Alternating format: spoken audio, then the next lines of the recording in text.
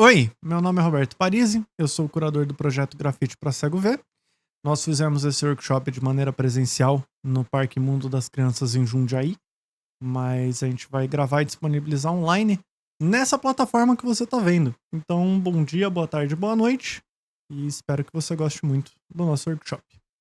Eu vou começar explicando o tripé da nossa linha curatorial e quais foram as escolhas nesse processo de construção do Grafite para Cego Ver.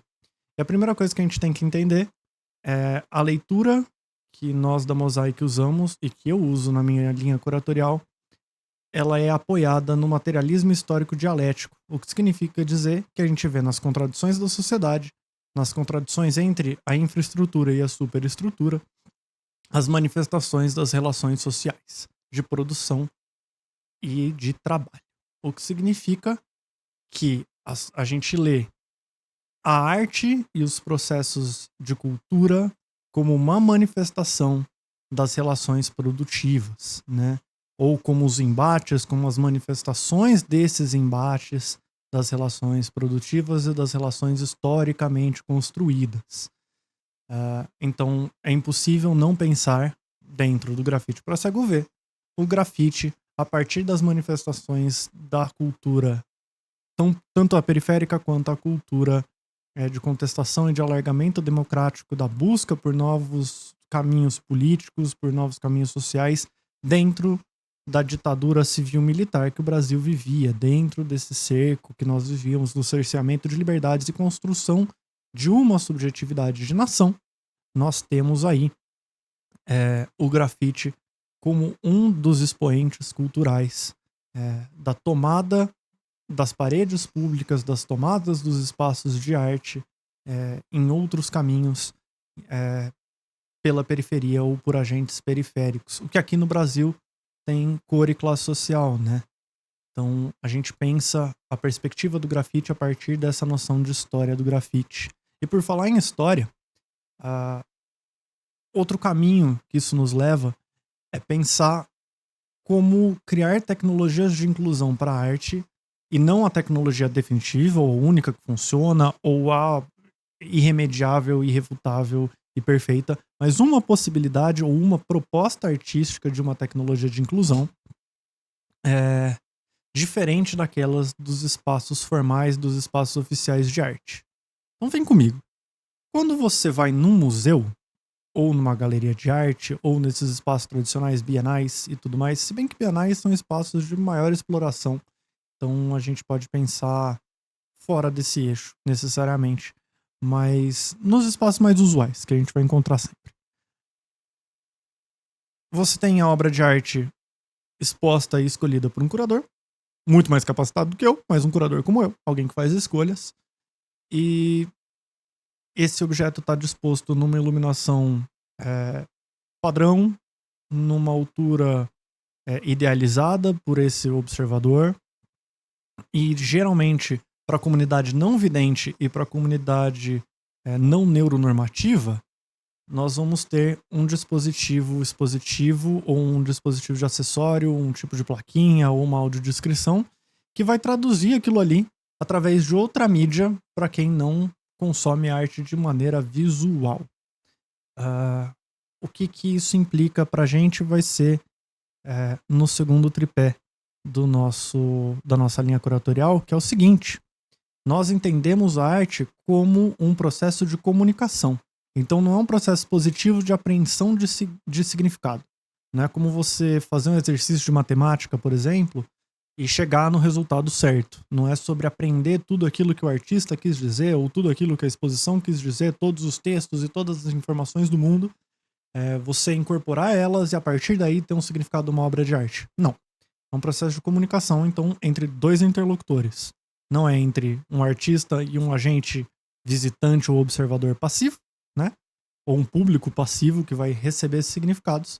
É um processo de um artista criar e desse interlocutor, que em algum momento eu vou chamar de visitante ou observador, mas entendam, não é a forma passiva desse comunicador, deste interlocutor, deste público, de recriar esse objeto de arte.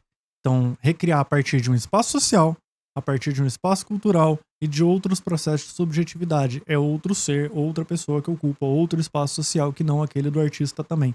Ou mesmo quando é o mesmo espaço social, ou a mesma classe social, o mesmo tipo de historicidade, não é a mesma pessoa. Tem outros processos de subjetividade envolvidos, certo?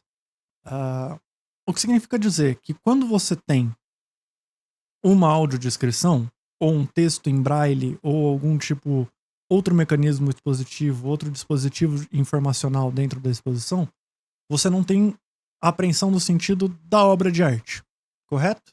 Você tem a partir dessa tradução, ou desse áudio, ou desse mecanismo, você apreende os símbolos e a partir deles você recria a obra de arte.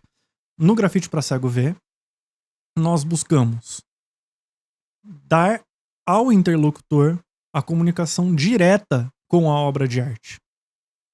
É o melhor jeito? É o único jeito possível? É a única estratégia viável e todo o resto não funciona? Não é sobre isso. Até porque, e aí é o ponto final, e depois eu faço uma ligação entre eles, mas da nossa proposta para o Grafite para Cego Ver. Não é sobre aprender a obra inteira, não é sobre criar e ressignificar, ter uma formação visual daquilo, da imagem inteira, ou saber exatamente onde está tudo e ter essa comunicação perfeita. Não.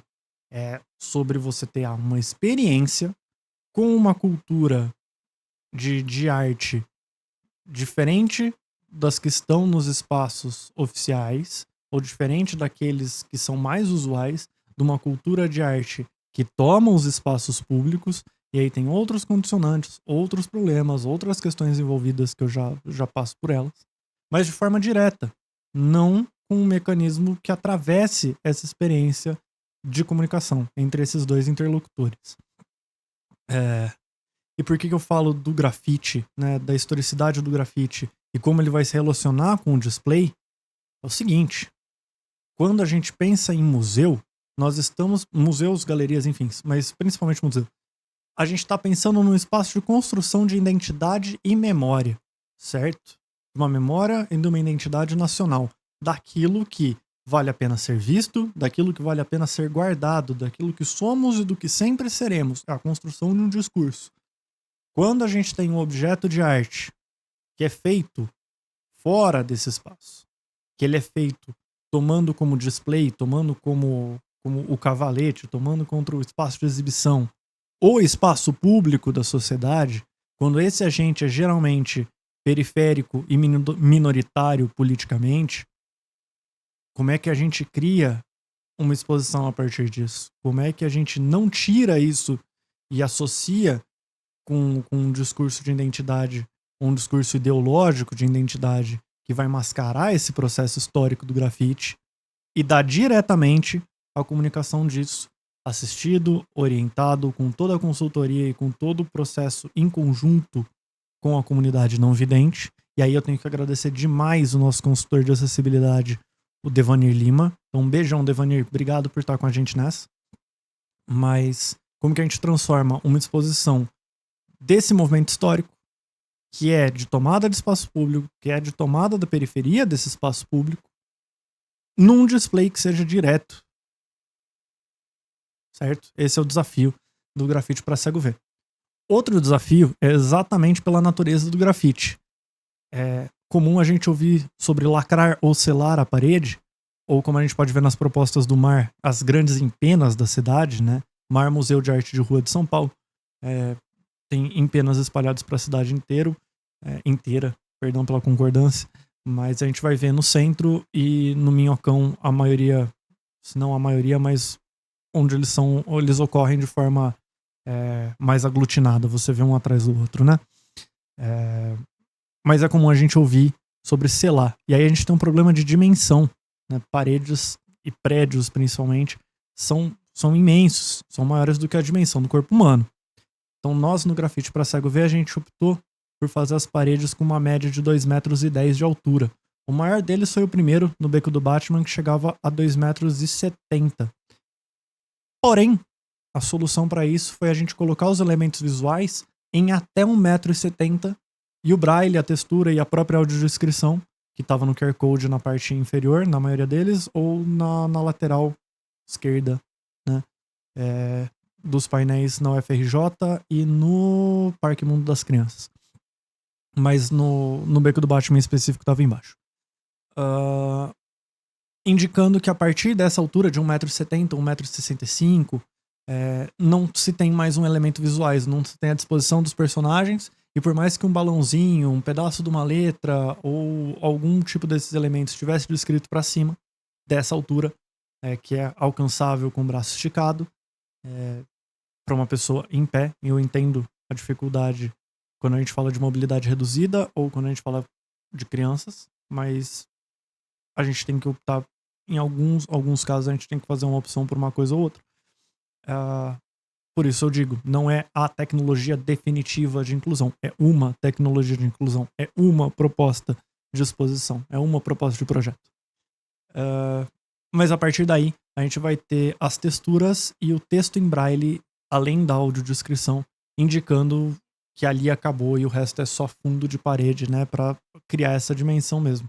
E de novo, não é sobre se aprender a imagem inteira, se ter a apreensão total e completa e perfeita, né, como um discurso, né, inteiramente traduzido de um objeto visual. É a experiência tátil como uma tecnologia de inclusão com a arte, como uma tecnologia de display para interagir diretamente com a obra de arte.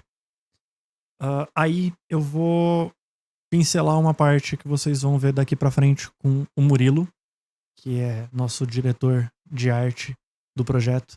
E ele vai explicar melhor sobre as distribuições das texturas e de toda a sobreposição de camadas. Mas a gente usou no processo de comunicação muito grafite em braille, né? Grafite em braille, porque braille na mídia, principalmente na mídia impressa, né, em jornais ou manchetes, ele é mais associado ao cego. Ao invés de eu te dizer, é um grafite tátil com texturas a partir de uma perspectiva... Já era, né? Ninguém mais lê esse título. A gente falava grafite braille, mas não é só o braille. O grafite para cego ver, ele é inteiro texturizado, ele é inteiro feito com sobreposição de camada, texturas diferentes para cada objeto, para dar a possibilidade de leitura e a direção da leitura também orientada por essas texturas. Mas valendo esse parênteses para falar, não é só braille. O braille foi uma estratégia de comunicação, né? Até porque ele associa mais rápido para cego e porque é mais fácil você ver a bolinha do braille do que você conseguir tirar uma foto de lado e enxergar toda a sobreposição de camada. Para esse projeto, nós fizemos 3 painéis. O artista escolhido foi o Arthur Moriyama, o Súbito, porque o Súbito é parceiraço nosso da Mosaic. O Súbito participa dos Urbano, o Súbito participa da maioria das exposições que a gente faz. E é a pessoa que, junto com o Fernando Berg, os dois me instruíram demais mesmo, sobre o grafite no meu processo de formação. E, entre tantos outros, eu amo cada um de vocês. Eu só não vou citar mais nome, porque eu vou esquecer de alguém. E aí vai ser injusto demais. Mas toda a comunidade do grafite que nós trabalhamos me ensina tanto. O Súbito tá com a gente desde o começo da primeira pesquisa que a gente pensou em fazer com rotuladora. Ele foi o primeiro a fazer o desenho, então nós quisemos fazer o primeiro projeto direcionado com o Súbito. Até porque esses 3 painéis, eles formam uma história em quadrinho, e essa história em quadrinho, apesar de cada quadrinho ser independente, cada um deles ser uma imagem que dá leitura por si só, quando você junta os 3 painéis, eles contam a história do grafite para cego ver a partir da perspectiva de 2 macacos Yoko, né? Um vidente e o outro não vidente, sinalizado com uma bengala e um óculos azul. Então o primeiro painel da historinha em quadrinho, não necessariamente o primeiro exposto, eu já vou explicar por quê. Mas o primeiro painel da história em quadrinho é o do mundo das crianças, que é o Yoko grafiteiro, o Yoko vidente, fazendo um grafite, e o Yoko não vidente, o Yoko cego, se questionando do que é um grafite. Exatamente por esse impasse entre não enxergar ou ter baixa visão para enxergar a arte no espaço público, e essa arte não ter ainda um tipo de tradução, um tipo de display ou um tipo de mecanismo expositivo que dê acesso direto, a não ser a audiodescrição, né? Para isso, nós vamos para o segundo painel, que é o reflexo da nossa pesquisa, é o nosso processo de pesquisa, que é o Yoko grafiteiro utilizando uma máquina de impressão 3D e o Yoko não vidente se questionando da possibilidade do que virá, certo? Então, de todo o nosso processo, de toda a equipe que nós formamos, com o Devanier, com a Natasha, com o Murilo, entre tantos outros profissionais que nós tivemos dentro dessa pesquisa. Dentro da Casa da Ciência e Tecnologia da UFRJ, né? Esse painel está dentro de uma universidade que foi o campo que nos abraçou para fazer essa pesquisa. E o que a gente mais ouviu foi: isso não vai funcionar, isso não vai dar certo, não é assim que se faz, basta audiodescrição. Mas a gente queria criar um outro tipo de proposta, como eu venho falando sobre a nossa linha curatorial. É apenas uma proposta de arte, não é a proposta definitiva. Ela tem seus méritos, ela tem as suas desvantagens, ela tem os seus ônus. E ela tem muito que evoluir ainda. E partindo desse segundo painel da UFRJ, o último da nossa história em quadrinho é o primeiro que foi inaugurado no Beco do Batman. E ele é o Yoko grafiteiro, tendo terminado seu trabalho, a maquininha 3D cansada de tanto imprimir, e o Yoko não vidente, tateando a parede e experimentando grafite para cego ver pela primeira vez, né? Tendo a experiência com objeto de arte de forma direta pela primeira vez. E pela primeira vez, eu vou botar entre várias aspas, é que dentro do grafite realmente é a primeira vez que isso acontece. Existem outras propostas de inclusão, outras propostas de integração dentro do grafite, como o meu favorito pessoal é o Manos a las Paredes, que ocorre no Chile. Só que a limitação da proposta é que o grafite é feito na parede em spray e se tem um segundo objeto em miniatura, numa espécie de xilogravura, e eu peço desculpa se não for xilogravura, mas é um modelinho 3D aparentemente feito em madeira, replicando aquele grafite com os vincos, delimitando um objeto e o outro, enfim. O que volta para a linha curatorial é um segundo objeto de arte, né? Não precisaria do grafite para formar uma exposição com esse objeto de arte. Seria uma exposição inclusiva, com as suas limitações, mas uma exposição inclusiva, uma exposição direcionada para cegos. Só que de um objeto de arte que não o grafite. E nós buscamos trazer essa experiência diretamente para a parede, diretamente para as dimensões de uma parede, com todas as limitações que uma dimensão de parede pode dar para apreensão total a partir do tato, tanto quanto muito para baixo, muito para cima, muito para o lado, grande demais, e todos os questionamentos, todas as críticas, que por mais pertinentes que sejam, por mais bem direcionadas que sejam, elas fogem da linha curatorial, elas tangenciam o assunto proposto. Mas essa é a diferença, esse é o diferencial do nosso projeto, e essa é a proposta do nosso projeto. Eu acho que é isso, e eu espero que vocês gostem muito do nosso workshop. Valeu! Oi pessoal, tudo bem? Eu sou o Murilo, eu sou diretor de arte do projeto Grafite para Cego Ver e também diretor de arte da Mosaic. Depois dessa explicação da linha curatorial do Roberto, eu queria falar um pouquinho com vocês sobre o processo. Um pouquinho não, né? Vou falar bastante na real. Esse processo é um processo multidisciplinar. Então a primeira coisa que a gente tem que ter em mente é que é virtualmente impossível a gente fazer sozinho. A gente vai precisar de uma equipe e a gente vai precisar de uma equipe de especialistas em áreas diferentes. Então o que eu vou fazer aqui? Assim como foi no workshop presencial, aqui nessa versão digital, eu vou separar isso em sessões, comunicando aí cada sessão para um tipo de profissional específico. Mas se você não for expert ou profissional daquela área, você vai conseguir ter uma ideia de todas as etapas e assim vocês conseguem se comunicar em equipe, tá bom? Conforme eu for falando, o que for pertinente junto com a minha explicação aqui, eu vou colocando imagens e vídeos e a gente vai ter uma ideia melhor de tudo que acontece durante esse processo. Então vamos aí para a primeira etapa, que a gente vai falar da concepção do arquivo, e aí conforme isso for andando, a gente chega desde o primeiro rascunho até a parede final lá colocada com grafite, braille e tudo mais. Vamos lá para a primeira etapa então, que é a concepção do desenho. Na concepção do desenho, a gente vai precisar ter algumas informações logo de cara. A primeira informação que a gente precisa ter, a gente tem que ter as medidas exatas de onde esse desenho final vai ficar. Então, ele vai ser uma parede inteira, ele vai ser um pedaço de uma parede, ele vai ser uma empena de prédio, ele vai ser um painel. E quais são as medidas exatas? Por quê? Porque a partir do momento que isso entrar na parte de impressão 3D, a gente não vai conseguir mudar mais o tamanho disso. Então a gente tem que ter essa medida exata para que o artista, né, e aí comunicando aqui mais para o artista mesmo, consiga ter as proporções de como ele começa os primeiros rascunhos dele. Então, se a gente vai fazer uma parede de 2 metros por 3 metros, você não precisa desenhar em 2 metros por 3 metros seu rascunho, mas dentro dessa proporção você já consegue trabalhar. Outra coisa que a gente precisa ter aí, o nosso segundo item, para poder começar os outros processos. O desenho ele tem que estar o mais perto de finalizado possível, se não finalizado mesmo. Porque, além das medidas, a partir do momento em que esse desenho entrar na digitalização, ele não pode mudar mais. Então a gente não vai conseguir adicionar ou tirar objetos, ou formas, ou personagens, ou elementos, tanto do fundo quanto da frente do desenho. Então, a gente tem que ter ele o mais finalizado possível.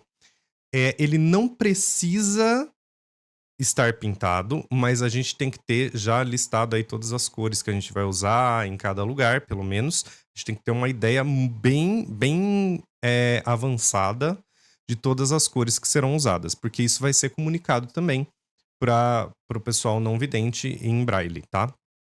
Então, vamos lá. Nossa listinha. Então, resumindo, exatidão das medidas, desenho o mais finalizado possível e pelo menos uma boa ideia das cores que vão ser usadas. Com isso, a gente tem esse projeto, a gente vai precisar de uma versão, e aí independe se vai ser uma coisa mais cartunesca, que tem linhas muito bem definidas, ou uma coisa que não tenha linhas muito mais definidas, se vai ser algo abstrato, não importa. A gente precisa de uma versão em preto e branco desse desenho, com todas as linhas muito bem definidas de um elemento para o outro, tá? Por quê? Porque quando a gente passar isso para o 3D, cada linha que vai mudar, vamos supor que tem uma estrelinha e atrás tem um fundo. Mesmo que isso seja um degradê e que para quem for ver isso, né, para os videntes, ele seja uma transição suave, para quem é não vidente tem que estar bem explícito que mudou de um lugar para o outro. Então a pessoa, quando isso estiver em 3D, ela vai colocar o dedo nessa linha e vai ter um sulco. E ela vai conseguir colocar esse dedo e contornar, né? Contornar essa estrelinha, fazendo assim que seja, ou o formato que você decidir fazer. Mas ela vai contornar esse desenho para que ela consiga conceber mentalmente uma forma, né? Lógico, existem vários outros recursos ali, além do próprio Braille, que vão ajudar nessa interpretação. Existe a audiodescrição, mas como o Roberto falou logo no começo, a gente não pode deixar que seja só isso, que a gente conte o que é. A gente tem que dar essa chance de interpretação para a pessoa, né? Então, como que a gente dá essa chance? A gente conseguindo dar uma forma para ela tatear e formar esse desenho na cabeça dela. Então, sobre a concepção do arquivo, é isso. A gente tem que ter, então, repetindo a listinha, a exatidão das medidas, a gente tem que ter o desenho mais finalizado possível, a gente tem que ter uma ideia, pelo menos, muito avançada das cores que a gente vai usar, porque isso vai ser descrito, e aí o arquivinho que vai para digitalização é um arquivinho em preto e branco com as linhas muito bem definidas. A partir daí, a gente vai para a segunda etapa, que é a etapa de digitalização e etapa de vetorização do arquivo. Então vamos aí passar do nosso conceito, né? Do primeiro rascunho aí, da primeira ideia que a gente teve da nossa arte e começar a passar isso para o computador. Esse processo de digitalização e vetorização 2D, eu vou estar me comunicando um pouco mais aí com um designer 2D, ilustrador, mas se você não faz parte dessa área, eu vou estar listando todos os tópicos para que você consiga se comunicar efetivamente com esse profissional na sua equipe e vocês estejam sempre, né, a par de tudo que está acontecendo. E aí você saber também todas as etapas. Vamos lá. Antes da gente começar a falar disso, eu preciso dar a diferença dos dois tipos de imagem digital que são trabalhados. Existe a imagem em pixels e a imagem vetorial, imagem em vetor. E por que eu falo tanto em vetorização? Porque são tipos de imagem diferentes. A imagem em pixels, infelizmente, não vai servir para o que a gente vai desenvolver aí no 3D depois. Qual que é a diferença? Imagem em pixels é como se fosse um quadro impressionista, vários pontinhos um do lado do outro, e que quando você coloca todos juntos, ele forma uma imagem. A imagem em pixels, que são aquelas coisas que a gente recebe até por WhatsApp, formatos que a gente conhece, JPEG, PNG, GIF, elas, quando você aumenta elas, você aumenta o pixel, então é como se o ponto ficasse maior. E aí ela vai ficar borrada, ela vai perder resolução, ela vai ficar toda serrilhada quando você aumenta. A imagem em vetor é como se fosse uma imagem de ligue os pontos. Então, se eu quero fazer um triângulo, eu desenho 3 pontinhos. E aí, quando eu aumentar essa imagem, eu vou estar aumentando a distância entre os pontos e ele vai estar desenhando ao vivo. E não uma imagem fechada em pixels. E é por isso que ela sempre vai estar numa resolução perfeita. Se eu posso desenhar um triângulo pequenininho, que se eu resolver imprimir do tamanho de um edifício inteiro, eu não vou perder resolução. Por isso que nós vamos, então, usar imagens em vetor. Então, o que a gente precisa aí para começar a vetorização efetiva do nosso... e a digitalização efetiva do nosso arquivo para ficar pronto para ser trabalhado em 3D. A gente vai pegar, então, o nosso rascunho, que foi feito na etapa anterior, né? E aí a gente tem esse arquivo em preto e branco, com as linhas muito bem definidas, e vai ser o melhor arquivo possível para que a gente consiga vetorizar. Vamos jogar esse arquivo, então, dentro de um programa de vetorização, e a gente vai desenhar todos os pontinhos, ajustar as curvas, fazer todas as linhas, desenhar tudo que tem ali, e até que a gente tenha um arquivo 100% finalizado ali em vetor. Tendo esse arquivo em vetor, lembra que eu falei que era importante a gente ter as medidas exatas da parede? É agora que a gente vai usar. A gente vai ter que colocar esse arquivo em tamanho real. E por quê? Quando a gente trabalha em vetor, e aí o designer está pensando, mas a gente trabalha em vetor exatamente para não precisar colocar em tamanho real. Mas agora é que entra o outro ponto. A gente vai precisar ter o tamanho real, porque a gente vai ter que dividir essa imagem em vários tijolinhos, plaquinhas, que vão ir para a impressora 3D depois. Então, a gente vai colocar essa imagem em tamanho real e a gente vai ter que ter agora uma comunicação com a pessoa que vai fazer a impressão 3D para a gente saber exatamente o tamanho de área de impressão que a gente vai ter disponível. No caso da impressora que a gente usou para os primeiros 3 painéis do Grafite para Cego ver, ela tem uma área de 12,7 centímetros de largura e 21 de comprimento. Pode ser mais, pode ser menos, dependendo da impressora que você vai ter disponível. E aí a gente tem que ter esse formato exato.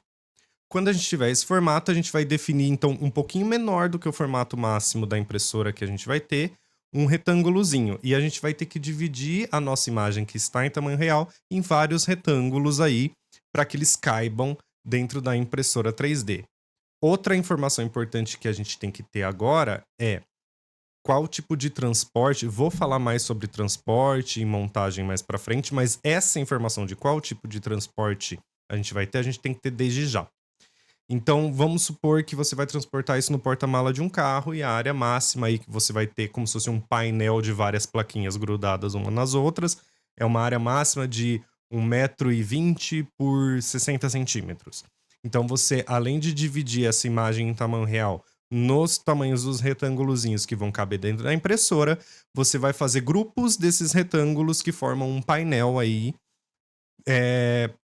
que caiba dentro do transporte. Então, a gente vai ter que seccionar a imagem nesse sentido. Então, recapitulando, antes da gente entrar no próximo assunto, a gente vai digitalizar de maneira vetorial todos os pontinhos, todas as linhas e tal, perfeitamente o nosso rascunho, colocar ele em tamanho real, dividir ele em retângulos que caibam dentro da área de impressão da impressora 3D e seccionar isso em grupos para painéis maiores para transporte. Então, tendo essa ideia em mente, a gente vai então para a próxima etapa, que é, ok, tenho todos os elementos digitais, agora eu preciso fazer com que isso seja acessível para não videntes.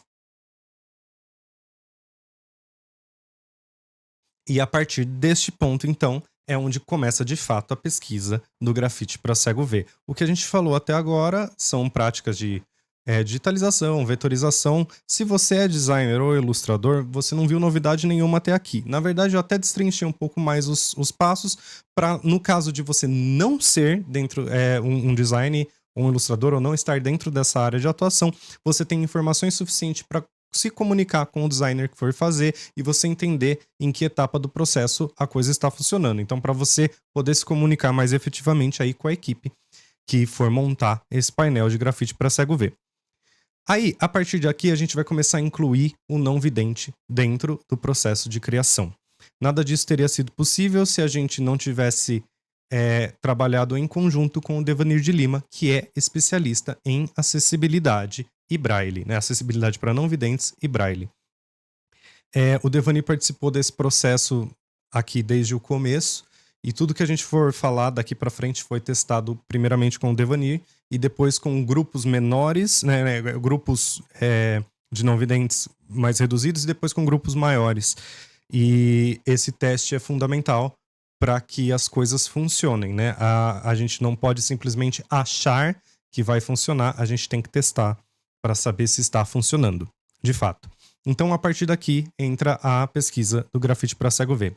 Dentro do âmbito do desenvolvimento 2D ainda da peça no meio digital, tem duas coisas que a gente precisa se atentar bastante para incluir o não vidente dentro do processo de criação. A primeira é o braille. O braille, existe uma norma internacional do braille de distância entre os pontinhos. O braille é formado por 6 pontinhos, né? 3 e 3. E aí combinações disso formam diferentes letras ou sinais e tal. E existe uma norma de distância entre esses pontinhos. Existe também, dentro da norma internacional, o maior tamanho possível para um desses pontinhos. Mas isso é para o papel. E aí o que a gente descobriu durante o processo que a gente foi testando no papel não é possível deixar os pontinhos mais gordinhos, por assim dizer, as bolinhas maiores, porque a prensa que bate, né, nas folhas do papel específico para braille para criar aquele relevo, se ele for mais gordinho, o papel rasga. Mas como a gente vai desenvolver no 3D, a gente pode sim aumentar um pouquinho a espessura desses pontos, desde que a distância entre o centro dos pontos não mude. E isso facilitou muito a leitura de quem está começando no braille, né? Ou para quem já é proficiente como o Devanir não muda muito, mas para quem está começando facilita muito. Isso me inclui. Eu tive que estudar braille, começar a aprender, e eu ainda não sou extremamente proficiente na leitura, mas me ajuda muito como iniciante em braille na interpretação a bolinha um pouquinho mais gordinha. Existem outras propriedades do braille que a gente vai falar no 3D mais para frente, mas é isso. Se a gente respeitar a distância entre os pontos na norma internacional, a gente consegue facilitar o acesso das pessoas ao braille nisso. Mas vamos lá, como é que a gente escreve braille, né? Existem várias ferramentas online nas quais você pode aprender, tem curso gratuito, tem um monte de coisas que conseguem te auxiliar no online mesmo. Procurando no Google, você consegue ter um auxílio de várias ferramentas aí para você digitar o seu texto. Existem tradutores de braille online de forma gratuita. E eles não podem ser a ferramenta final para você desenvolver o seu texto, mas eles conseguem com que você tenha uma boa ideia do que fazer.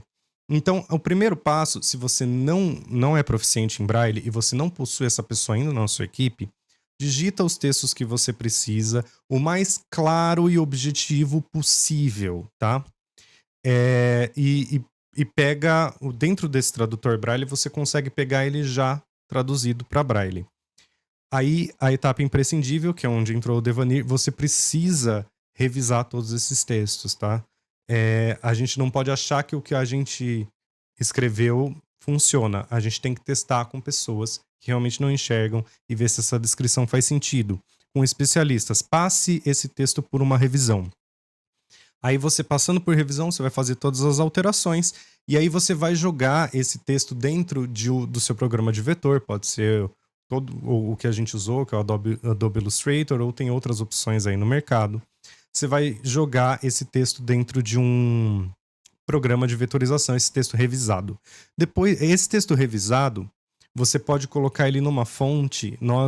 Dentro do design existem vários tipos de fonte, mas existe uma específica que chama Monospace, que são fontes em que não importa o caractere que você digite, pode ser um M minúsculo, que é uma fonte bem grande, uma letra bem grande, ou um I minúsculo, que é uma letra bem pequena, eles ocupam o mesmo espaço sempre. Todo e qualquer caractere sempre vai ter o mesmo espaço. Isso é perfeito para braille. E várias dessas fontes já têm o suporte para braille. Dentro do meio digital, é legal você testar ali, ter um arquivinho com as normas do braille internacional. Mas se você quiser uma dica aí para já te ajudar, existe uma fonte que é de graça, que ela serve para qualquer tipo de sistema operacional, ela chama Consolas. O nome dela vem dos consoles de programação, que usam esse tipo de fonte. E se você estiver dentro de um ambiente de desenho digital em vetor, se você estiver usando ali uma resolução de 300 dpi, que é o padrão, você pode colocar essa fonte Consolas no tamanho 29 e ela vai sair exatamente no padrão internacional do Braille. Então você consegue, com o texto do Braille digitalizado e revisado por um profissional, copiar ali e transformar isso em curvas para que você possa adicionar em cima do seu desenho vetorizado. O outro ponto, além do Braille que a gente precisa trabalhar, são as texturas. Nem todo não vidente sabe ler Braille. E assim como a gente viu, existem não videntes que têm mais proficiência e não videntes que têm menos. Então, como que a gente consegue dar uma experiência para essa pessoa que não tem nenhuma proficiência em leitura de Braille, mas também não tem o dom da visão? A gente faz isso através de texturas. E o que a gente foi testando junto com o Devanir, e aí, mesma coisa, primeiramente em grupos menores, de não videntes, e depois expandindo para grupos maiores, a gente descobriu que a textura não precisa ser realista. Na verdade, na maior parte das vezes, isso atrapalha. É preferível que entre dois elementos da sua arte sejam dois objetos, objeto, personagem, dois personagens, o fundo, partes diferentes do fundo, não importa. Para cada sessão ali, para cada informação diferente que a gente for ter na nossa arte, a gente vai desenvolver uma textura diferente. É muito importante que elas sejam bem diferentes entre si e não necessariamente realista. Vou dar um exemplo que fica mais fácil de entender. Imagina a textura de um tijolo. O que é a textura de um tijolo? É uma textura porosa, né? Vários furinhos e ranhuras, né? Numa superfície. Como é a textura da nossa pele, por exemplo? Também é uma textura um pouco com algumas ranhuras e vários furinhos numa superfície. O que diferencia então o tijolo da nossa pele? O tijolo é feito de um material, a nossa pele é de outro. A nossa pele ela é meio borrachenta, ela passa um sangue quente por baixo. E o tijolo, ele é feito a partir do barro, por vários processos e tal.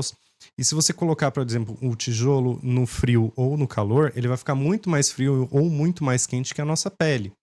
E tudo isso vai fazer com que a gente diferencie. Se a gente pegar essas duas texturas, que são algumas ranhuras com furinhos, e colocar no mesmo material, pode ficar muito difícil de você interpretar a diferença. E toda a parede vai ser feita em resina ou filamento plástico, dependendo da impressora 3D que você escolher. E então é mais importante que essas texturas sejam diferentes entre si, senão elas vão ficar muito parecidas e talvez não seja prazeroso para quem está tentando identificar aquilo ali. Talvez seja muito mais estressante. Então, o que nós sugerimos e o que nós fizemos e testamos com os grupos de não videntes, assim, primeiro com o Devanir, depois com os grupos, mantenha as texturas o mais simples possível e mais diferente possível entre elas. Então, no nosso caso, por exemplo, os macaquinhos, os pelos são linhas verticais quase perfeitas, mas não muito. Elas têm algumas ranhuras e algumas imperfeições, linhas verticais. E a pele do macaco são gominhos horizontais. Então, quando você está passando a mão no rosto do macaco e você vai passar a mão para outra parte, né, para outro setor ali da arte, que são os pelos do macaco, a textura vai mudar completamente. E aí, você passando a mão, você vai saber que você está numa sessão diferente. E aquela textura vai acompanhar toda aquela sessão. Então, isso auxilia muito no processo da pessoa conseguir formar uma interpretação ou uma imagem, vamos, entre aspas, né? Mas uma interpretação em si do que está acontecendo dentro da cabeça dela. Então, dentro do desenvolvimento 2D, nós vamos fazer, então, esse desenvolvimento do Braille. É legal você, revisando agora, ter o seu texto, passar ele para Braille, passar por uma revisão profissional, aí pegar o texto revisado de volta, colocar ele dentro do programa de vetorização, dentro das normas do Braille. Isso é consulta pública, é facinho de achar. Aí, dentro das normas do Braille, você pode deixar as bolinhas assim mais gordinhas, funcionam melhor para quem não tem tanta proficiência de ler. E aí você vai encaixar todo esse texto em cima da sua imagem e vetorizar o texto também. Aí, além do Braille, a gente vai trabalhar as texturas. Falei da importância das texturas. Agora, como que a gente desenvolve essas texturas? O ideal, lembra que a gente fatiou ali, a gente cortou toda a nossa imagem, fracionou nossa imagem em vários retângulos que vão ser a boca da impressão? A textura a gente vai fazer a mesma coisa. A gente vai desenvolver texturas de linhas, formatos, formas geométricas, ondas, o que você achar mais pertinente para cada seção, que elas sejam repetitíveis, tanto na horizontal quanto na vertical. Então você consegue encaixar uma do lado da outra. Por quê? Porque isso vai facilitar muito a vida de quem for aplicar o 3D depois. Então, fazendo arquivos de textura que se encaixem no mesmo tamanho dos retângulos que a gente dividiu nossa imagem original e posicionando o Braille em cima da nossa imagem original, a gente tem como ir para a próxima etapa. A única coisa que falta temos que exportar esses arquivos para ir para o 3D. E qualquer software 3D, os dois formatos de arquivo que ele vai ler melhor e que é compatível basicamente aí com tudo que tem no mercado é o ponto SVG e o ponto DXF. Esses dois formatos de arquivo não tem erro, é só você exportar aí cada retângulozinho que a gente for imprimir na impressora 3D depois, exporta eles separadinhos em um desses dois formatos, SVG ou DXF. Então agora nós vamos para o desenvolvimento 3D, que é a próxima parte que nós vamos tratar. Agora eu vou estar me comunicando um pouco mais com designers que atuam dentro do campo do 3D. Às vezes o designer do 2D não tem exatamente a mesma proficiência nas duas coisas. Então pode ser aí para você que está gerenciando uma equipe, que está tentando organizar essa equipe aí, pode ser que aqui a gente inclua um outro profissional, que é um profissional de 3D, para continuar a etapa daqui para frente. Então nós, recapitulando, fizemos todo o desenho no papel, passamos para o computador, digitalizamos, vetorizamos, adicionamos o Braille e fizemos arquivos de texturas separados.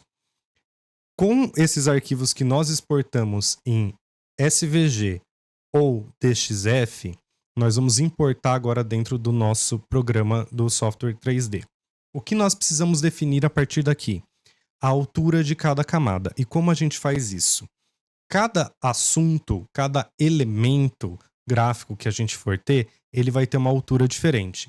No nosso, por exemplo, são os três painéis, os três primeiros painéis do Grafite para Cego Ver é a história de interação de dois macaquinhos, dois yokos, na verdade, né? Que são personagens do Súbito aí.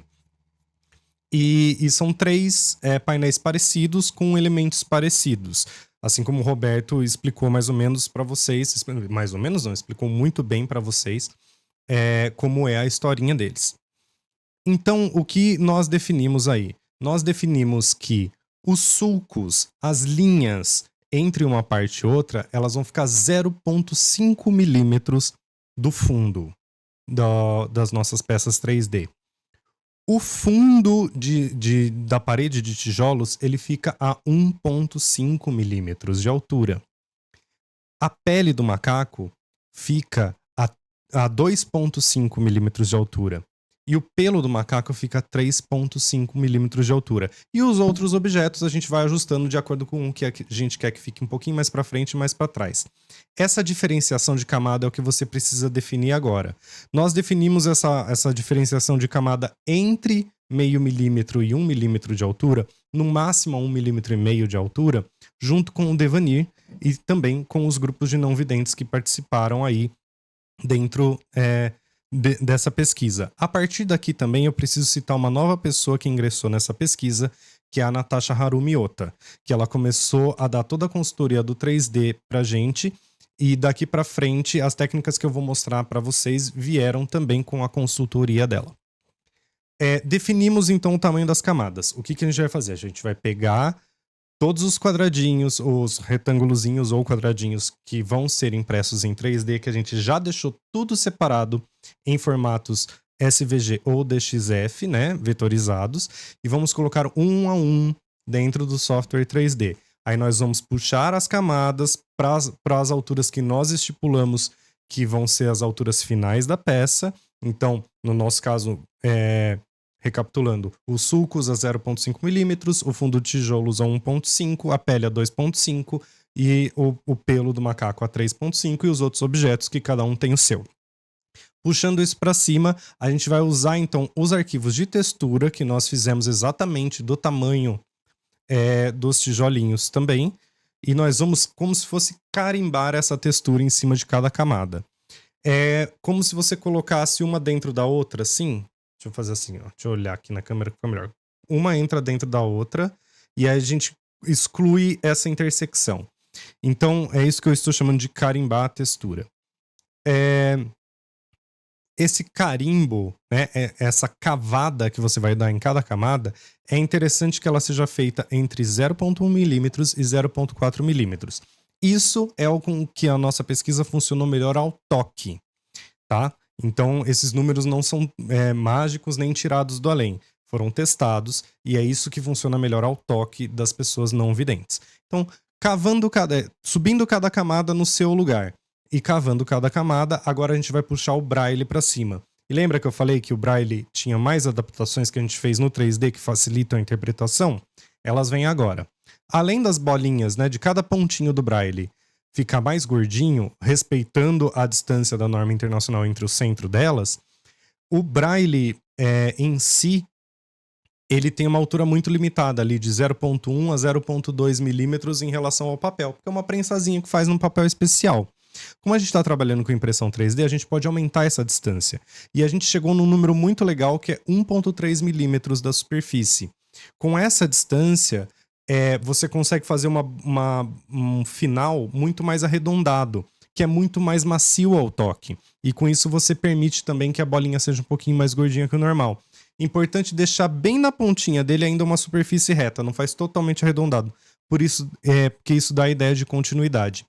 Com isso, a gente conseguiu fazer com pessoas que não têm tanta proficiência em Braille ou que já se iniciaram na leitura do Braille, mas ainda não são extremamente confortáveis com isso. Isso me inclui, eu consigo escrever Braille muito bem, depois de estudar bastante, mas ler ainda é um processo. É muito mais fácil de ler assim. Então, numerozinhos mágicos do Braille, vamos lá. É legal que ele tem uma basezinha retangular em volta dele de 0,2 milímetros a 0,3 milímetros para ele se distanciar ali da superfície. É só para quem estiver passando a mão entender que ali vai começar um texto. E a partir dessa superfície da basezinha dele, 1,3 milímetros com cilindros de 1,3 milímetros arredondados em cima, como se fosse uma esfera. Esse é o resultado que a gente conseguiu melhor chegar aí para a leitura do Braille 3D. Então vamos lá. Recapitulando esse desenvolvimento da peça 3D. A gente pegou cada tijolinho, retângulo que a gente dividiu nossa arte lá atrás, né, no desenvolvimento 2D, colocou dentro do programa 3D, puxou as camadas dentro para cada altura que você definiu cada elemento do seu desenho, carimbou elas com as texturas que você desenvolveu já do tamanho do tijolinho, que elas são repetitíveis, né?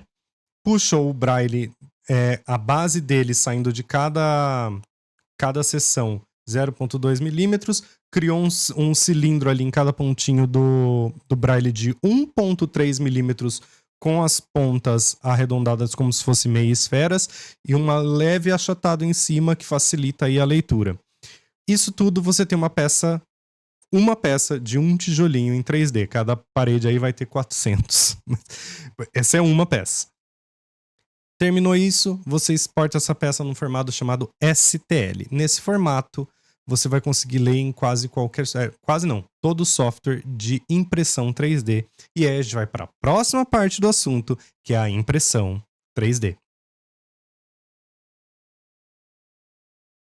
Preparando então o arquivo para impressora 3D. A gente exportou então esse arquivo de cada tijolinho que a gente fez, seja lá quantos deu a sua parede, 200, 300, 400, 500 tijolinhos, a gente tem 500 arquivinhos .stl. O que a gente vai fazer com cada um deles?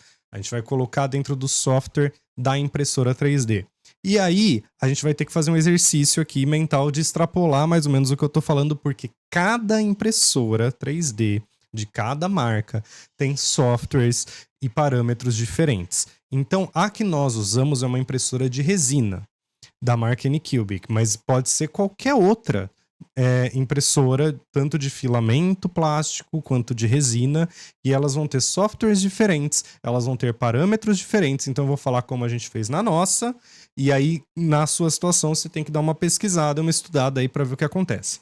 Jogando o arquivo STL ali, 3D, dentro do software da impressora, que a gente chama de software fatiamento 3D. Nós temos a opção de deixar ele oco ou deixar ele maciço. Se sua plaquinha tiver até 6 milímetros de altura, não precisa deixar oco. É uma economia que você não vai... Você vai ter ali uma economia mínima na impressão de material, mas isso vai dar problema depois na parede e tal. Então, com até 6 milímetros de altura, sua plaquinha, deixa ele maciço, que funciona muito melhor. Se passar disso, aí você trabalha com oco e tal, para você não ter peças muito pesadas que tenham perigo aí de descolar da parede depois. Mas vamos manter aí até 6 milímetros, vai? Que é um tamanho muito bom para plaquinhas que vão ser grafitadas depois. Então você vai jogar o arquivo STL dentro do software dessa impressora e aí você vai digitar parâmetros de impressão. No nosso caso, uma impressora de resina que queima cada camada é queimada por uma luz UV, né, para que ela vá acontecendo. Os números que a gente chegou ali, e aí isso, quando você for fazer esses números, você tem que considerar até a temperatura do local que vai ser impresso essa peça. Mas para nós o que funcionou foi de 2.9 a 3.1 segundos aí de exposição à luz UV por camada, cada camada tendo 0.05 milímetros de altura. Ou seja, são 20 camadas de impressão para dar 1 milímetro. É muita coisa, tá? E isso nem é uma resolução extremamente grande, assim, para impressora de resina. Podia ser muito menor cada camada. O problema é que quanto menor a camada, maior o seu tempo de produção. E como você já sabe que a gente tem aí entre 400 e 500 tijolinhos por parede para imprimir, é legal com que esse tempo seja otimizado. Então a gente chegou nesse valor. Dentro do programa da própria impressora, se for resina, se tem bandeja, você consegue configurar quanto tempo demora para a bandeja levantar e voltar dentro da piscina de resina, qual a velocidade que isso acontece, tempo de espera, tempo de camada. Isso demanda teste. Então, se você está montando uma equipe para fazer grafite para cego ver, você vai precisar também de um profissional especializado em impressão para te dar essa consultoria ou para fazer isso para você, caso você não seja um profissional dessa área. Então, tudo isso vai demandar teste de ambiente, teste de material, de tudo que você for fazer. Então, com isso, a gente consegue ter os arquivos todos prontos para imprimir. Salvamos esses arquivos agora especificados com todos os parâmetros para impressão. E aí, cada caso também de impressora é um caso, vou contar como é a da nossa, de resina, mas aí vocês vão ter que extrapolar aí para cada tipo de impressora diferente ou de material. Mas existem algumas coisas que são padrão no processo de impressão, alguns cuidados que você tem que ter, que são padrão aí em qualquer coisa. No caso da resina, a resina você tem que manter o ambiente, tanto da resina quanto do filamento plástico, o ambiente em que essa impressora está, o mais limpo e controlado possível, tá? A de filamento gera um monte de lixinhos e pozinhos e coisas que você vai ter que ir limpando entre uma impressão e outra, a impressão de uma plaquinha e outra. E a resina em si, ela é líquida, né? Então, você vai imprimindo várias peças e enchendo a piscininha de resina ali, mas se você for parar de imprimir por qualquer motivo, você tem que reestocar essa resina a resina líquida dentro de um recipiente preparado para isso, limpar tudo muito bem.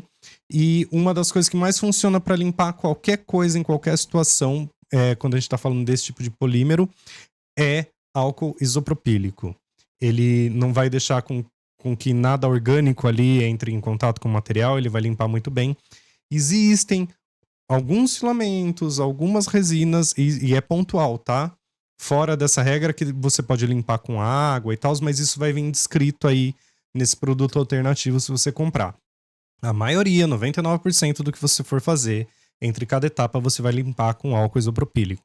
No caso da resina, demanda um pouquinho mais de limpeza. Então, a partir do momento que a peça foi impressa, ela vai ficar na bandeja, você tem que retirar com todo o cuidado do mundo, limpar com álcool isopropílico, deixar secar num escorredor.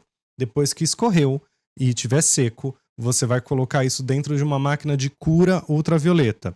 Você pode curar ultravioleta no sol? Pode. O resultado não vai ser o mesmo e não vai ser tão controlado. Até pode, mas é muito mais seguro e mais controlado você fazer isso dentro de uma máquina que faça essa cura ultravioleta. E aí, a gente viu ali que entre 15 e 25 minutos, dependendo da altura da plaquinha, é o ideal de cura. Terminou a cura, você vai ter que lixar essas plaquinhas. Não é lixar muito, não. É só lixar as bordinhas para que uma encaixe perfeitamente com a outra. Às vezes fica um fiozinho, alguma coisinha, você tira aí, lixa e limpa. Depois que limpar, o que eu sugiro que funciona muito bem é pega uma canetinha marcador permanente, canetinha de CD ou aquelas canetas artísticas e tal, marca a parte de trás de cada plaquinha com um código tipo batalha naval, tipo A1, A2, B1, B2, para você se organizar. E aí você vai separando isso em grupos diferentes. Mesma coisa para impressão de filamento, você vai ter que dar uma lixadinha aí, limpar ela muito bem, e vai ter que ver, dependendo da necessidade de cada impressora, qual que é o pós-tratamento que você tem que dar, dependendo da impressão. E é por isso que a gente precisa de um profissional, ou da consultoria de um profissional para essa etapa aqui. Então, resumindo, você tendo o arquivo STL, você vai jogar ele dentro do software da sua impressora, colocar todos os parâmetros, mandar para impressão e aí ter todos os cuidados em todas as etapas de impressão para manter tudo limpo e o mais controlado possível. Terminou tudo, você vai pegar esses 500 tijolinhos que você tem, 400, 500 tijolinhos que você tiver, e vai deixar eles todos catalogados, bonitinhos, separados. E a gente vai para a próxima etapa, que é a montagem. E agora a gente chega numa outra etapa, que talvez não faça parte da etapa do designer 2D ou do 3D ou do profissional de impressão 3D, mas é um outro profissional aí que a gente vai ter que ter na equipe, que é uma pessoa que saiba lidar com essas coisas de marcenaria e de oficina, num geral, porque a gente vai entrar na etapa de montagem.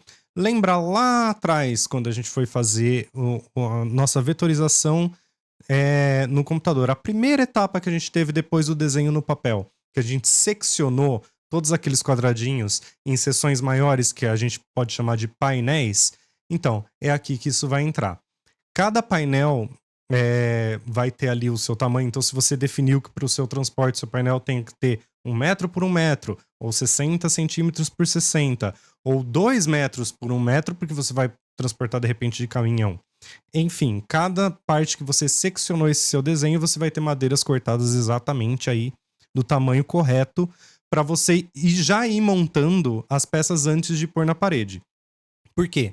Porque você montar essas peças em painéis na horizontal em ambiente controlado é muito mais fácil do que você tentar montar isso direto numa parede vertical, que vai ter ação do tempo, que vai ter sol, que vai ter chuva, vai ter umidade. Então você monta esses painéis e esses painéis vão ser posteriormente parafusados aí na parede, tá?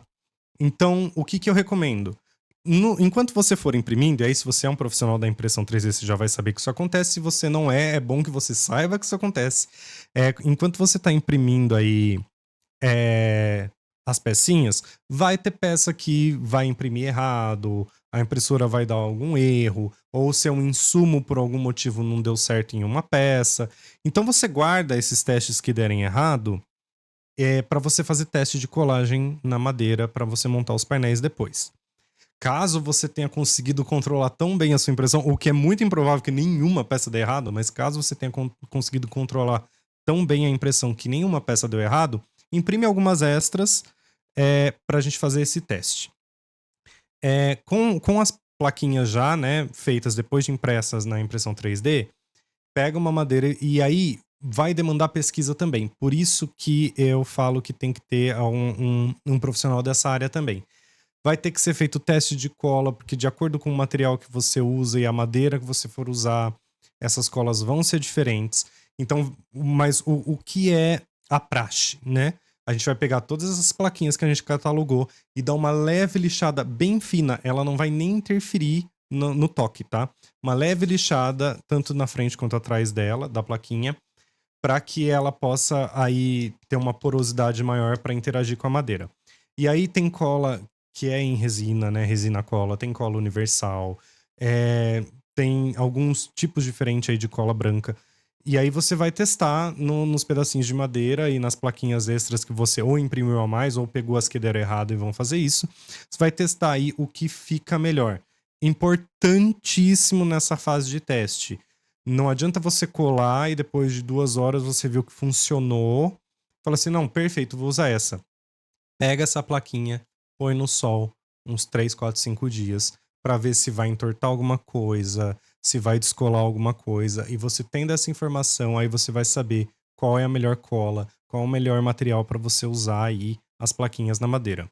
Bom, depois que você tiver feito esse teste, aí é razoavelmente, o processo é simples, mas é muito trabalhoso. É simplesmente montar todos os painéis com cola bonitinhos.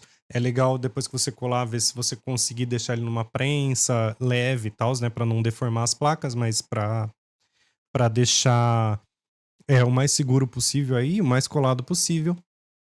Você tem todas as placas. Agora, a nossa sugestão é que você faça uma moldura de ferro ou de madeira mesmo, para que você possa aplicar isso em cima de uma parede, porque as paredes são irregulares e às vezes pode dar alguma ondulação. Então, se você tiver essa moldura, principalmente se ela tiver madeira na composição, a hora que você for parafusar, a madeira mesmo se ajusta num muro chapisco, por exemplo, e você consegue colocar aí toda essa estrutura na parede final ou no painel final em que ela for ficar. A partir daí, como as peças estão levemente lixadas e já foram limpas, é só começar a pintura spray. E aí, falando de novo, comecei o workshop digital falando com um artista e agora vou terminar falando com um artista. O spray pega muito melhor na plaquinha de plástico do que nas paredes, né? Que a porosidade é outra e o material aceita muito bem o spray tradicional de grafite. Então, você vai ter que aprender aí também a lidar com isso e a quantidade de tinta, ajustar os caps de cada que você for usar em cada latinha e tal, para poder ver o que fica melhor, né? Também demanda um pouquinho de teste. É legal se você tiver algumas plaquinhas aí que sobraram da hora da impressão 3D para que o artista também faça teste de tinta. Mas você vai ver que o material é muito mais fácil de trabalhar, ele adere muito bem. E depois que esse material seca, ele pode ser tocado sem problema nenhum, né? Não é mais... enquanto tá molhado, né? Você vai aplicar o spray, você sempre vai usar máscara e tal, porque a fumaça do spray pode dar algum problema. Mas depois que ele seca, a pessoa pode passar a mão ali sem problemas. Inclusive é uma textura muito gostosa de ser feita. Então, basicamente, isso foi o workshop que a gente fez presencialmente, numa versão digital agora, que eu pude falar aí para vocês desde a primeira etapa até chegar na parede final. E aí tentei conversar aí com cada pessoa de cada área que vai participar aí de uma equipe para poder colocar esse projeto aí, sair do papel e fazer ele acontecer na vida real. Então vamos lá, vamos revisar então todos os passos desde a concepção até o produto final de uma parede de grafite para cego ver. No início a gente vai ter um artista que vai fazer um esboço e aí a gente vai finalizar esse arquivo o mais perto possível do real que a gente conseguir, com todas as informações de cores e tudo mais. Quando a gente tiver esse arquivo final, a gente tem que ter uma versão desse arquivo em preto e branco com as linhas muito bem definidas. Esse arquivo, então, a gente vai mandar, vai digitalizar ele. Importante, esse arquivo tem que estar nas proporções exatas do arquivo final que você vai precisar. Não precisa estar do tamanho, mas nas proporções sim. Dentro do ambiente digital agora, nós vamos vetorizar todas essas linhas e formas e vamos passar esse arquivo, então, de pixels para vetor. Tendo o arquivo em vetor, nós vamos colocar ele agora no exato tamanho real e dividir ele, fragmentar ele em vários retângulos que sejam do tamanho da área de impressão 3D que nós vamos usar. Outra informação que a gente tem que ter desde já também é a informação de transporte para a gente conseguir seccionar isso, todos esses retângulos, em grupos de painéis maiores que a gente vai usar mais para frente. Tendo a imagem então vetorizada, toda fragmentada já e com as seções de painéis maiores prontas, nós vamos ter que desenvolver os textos em Braille, que você pode desenvolver esses textos sim com a ajuda de tradutores online, mas depois de você ter os textos prontos, você passa pela revisão de um profissional, tanto para saber se as informações estão suficientes ou não, se elas precisam de alguma mudança ou não, e também para ver se o Braille está escrito de maneira correta. Aí, passando pela revisão profissional, você pega esse texto revisado e coloca todas as partes de Braille em cima das áreas que você vai precisar ter descritas em Braille dentro da sua arte. Então, você vai ter o Braille em cima da arte vetorizado. Tendo esse arquivo, a gente vai pensar nas texturas, né, que vão ser de seções diferentes, de elementos diferentes dentro da nossa arte. As texturas são feitas exatamente na mesma dimensão em que você fragmentou em retângulos a sua imagem vetorial, e aí nós vamos desenvolver as texturas de modo que elas se repitam tanto na horizontal quanto na vertical. Isso vai facilitar muito o trabalho do 3D que vem para frente, e como são mais, assim, cada parede aí vai ter pelo menos mais de 300 tijolinhos, né? Uma parede simples aí de 2x3 vai ter mais de 300, às vezes mais de 400, mais de 500 tijolinhos. Então a gente tem que minimizar aí esse custo de tempo de produção, né? Então por isso que a gente faz a textura se repetir na horizontal e na vertical. Tendo essas texturas prontas, nós vamos salvar tanto as texturas quanto cada tijolinho, né? Cada retângulozinho da área de impressão em um arquivo diferente, ou no formato SVG ou no formato DXF. E esses arquivos todos, esses mais de 300, 400 arquivos, vão ser importados um a um dentro de um software de desenvolvimento 3D. No software de desenvolvimento 3D, nós vamos então definir a altura de cada camada, que é cada elemento da nossa arte final, e aí nós vamos pegar esse arquivo SVG ou DXF e puxar todas as camadas para cima para que elas fiquem nas alturas que a gente definiu. Colocando as camadas nas alturas corretas, nós vamos carimbar as texturas em cima, e é legal que essa textura cave a superfície de cada camada que a gente subiu entre 0.1 e 0.4 milímetros, que é uma altura muito bacana ao toque, que a gente desenvolveu aí junto com, primeiro com o Devanir, depois com grupos de não videntes. E aí, você tendo esse arquivo já texturizado nas alturas corretas, você vai aplicar o Braille. O Braille você vai aplicar em cada seção 0.2 a 0.3 milímetros acima da camada daquela textura, uma plaquinha retangular. E em cima dessa plaquinha retangular, a gente vai fazer cada pontinho do Braille virar um cilindro de 1.3 milímetros de altura, com o final dele arredondado como uma semisfera, e bem no finzinho, uma superfície achatada que dá a continuidade da leitura na mão, que é o número mágico aí que a gente chegou com o Devanir e com os grupos de não videntes que participaram aí dos testes. Feito isso em cada uma das plaquinhas, você vai ter os seus arquivos finais, você vai salvar esse arquivo em .stl.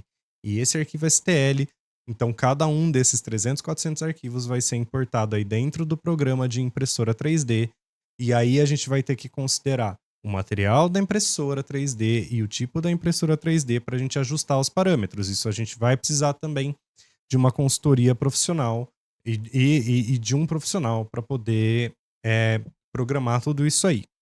Então, você vai programar ali o tempo de impressão de cada camada, velocidade de impressão, se a impressora for de resina e ela tem uma base que mergulha dentro da piscina de resina, o tempo que essa base fica parada, a velocidade que essa base sobe e desce, tudo isso tem que ser testado. Então é por isso que a gente precisa de um profissional. Tendo esses parâmetros arrumados, fez todos os testes que você precisava, você vai imprimir todos esses tijolinhos e se atentar para cada um que você imprimir as condições em que a impressora tá. Então, assim, Você precisa estar num local limpo, o mais limpo possível, a impressora mais limpa possível, num ambiente mais controlado possível. Cada pecinha tem que ser perfeitamente limpa. Se ela necessitar de cura UV, tem que fazer a cura ultravioleta dela. E a peça estando pronta, você vai lixar bem de leve as bordinhas para que elas se encaixem umas às outras. E depois de lixar, você vai limpar e separar ela em grupos, que são os grupos dos painéis seccionados que a gente fez lá na etapa de vetorização. Tendo essas peças separadas em grupos, nós vamos então começar a montagem desses painéis, que é importante a gente ter feito testes de materiais para madeira e para o material que sai da impressora com colas para ver o que funciona melhor. Lembrar de, independente se funcionar muito bem no começo, deixar uns 4, 5 dias no sol para ver como ela se comporta, ver se não muda o comportamento dela. Você tendo feito esse teste, você então organiza todos os grupos que a gente seccionou lá atrás na vetorização em painéis. Esses painéis vão ser painéis de madeira cortados certinhos, o mais retinhos possíveis. Nossa sugestão é que esse painel de madeira não seja fixado diretamente na parede, mas que ele seja fixado numa moldura de madeira, porque paredes irregulares podem apresentar algum problema aí para colocar o painel. Se tiver uma moldurinha de madeira, ela se adapta e a parede fica retinha. Essa parede, então, tendo todas as peças colocadas e posicionadas ali, finalmente, na parede em que vai ser exibido o grafite, o artista pode, então, pintar com spray. Lembrando que é legal o artista testar o spray em algumas plaquinhas também antes de começar a pintar ali, porque a aderência do material é diferente, a porosidade do material é diferente de uma parede. É muito mais simples de trabalhar, na real, nos tijolinhos impressos do que na parede de concreto, ou de cimento, ou de tijolo. Mas é legal ter esse teste antes. E depois que a tinta seca, ela é tranquila ao toque humano, não é tóxica nem nada, mas tem que realmente esperar ela secar. E aí sim, você tem uma parede, então, do zero até a obra final do grafite para cego ver. Quero aqui, antes de encerrar, reiterar, né, o fato de que você precisa todas as etapas que vão ter textura, braille e que esbarrem aí, mesmo que só tangencie o universo das pessoas não videntes, tudo isso precisa passar por revisão e por teste. Né? A gente não pode achar que alguma coisa funciona, a gente tem que testar com esses grupos e tem que ter o feedback deles, tá bom? Queria agradecer todas as pessoas que participaram ativamente do projeto, agradecer o Súbito por ter feito o desenho que foi exibido e por pintar a parede no final, agradecer ao Roberto Parisi pela curadoria impecável que foi feita, agradecer ao Devani de Lima por toda a consultoria para que a gente pudesse fazer a acessibilidade aos não videntes da melhor maneira possível e também para que a gente tornasse a experiência divertida e não só descritiva para quem é não vidente. Agradecer a Natasha Harumiota pela consultoria dentro do desenvolvimento 3D e da impressão 3D de todas essas placas. Agradecer o Fábio Rodrigo de Souza, que é um dos escultores do Zurbano, por toda a parte de pesquisa na área de marcenaria e achar as colas e os materiais em que as placas conversam com as paredes e desenvolver toda essa técnica de colocar a parede em pé. Eu espero que vocês tenham entendido um pouco também do meu trabalho como diretor de arte e agradecer a Sueli Parisi por viabilizar todo esse projeto via Mosaic e lei de incentivo para que a gente pudesse começar essa pesquisa. Foram mais de 3 anos aí tentando. Muitos profissionais tentaram participar, mas não quiseram continuar com a gente. O que mais a gente ouviu aí foi não vai funcionar, tem que ser de tal jeito. Mas no fim das contas a gente pesquisou. E esses foram os profissionais que estiveram com a gente aí de ponta a ponta. E nada disso seria possível sem o auxílio, a dedicação, o amor dessas pessoas a esse projeto. Então eu espero que vocês tenham gostado do workshop. Se ficou alguma dúvida, pode entrar em contato comigo diretamente ou com a Mosaic. Passou por algum ponto que eu não peguei aqui, não citei aqui, ou surgiu um novo problema, pode entrar em contato com a gente tenta resolver, a gente tenta a aprimorar essas informações, e eu espero que esse workshop tenha sido muito valioso para você que pensa em fazer uma parede. E eu também reitero que não estamos assim com a solução suprema final do universo. Isso é o que a gente conseguiu depois de 3 anos de pesquisa, e com certeza daqui a algum tempo as técnicas vão mudar, vão se aprimorar, e é sobre isso. É sobre cada vez mais ser mais acessível esse tipo de projeto. Então, muito obrigado para você que assistiu, e até a próxima. Tchau, tchau.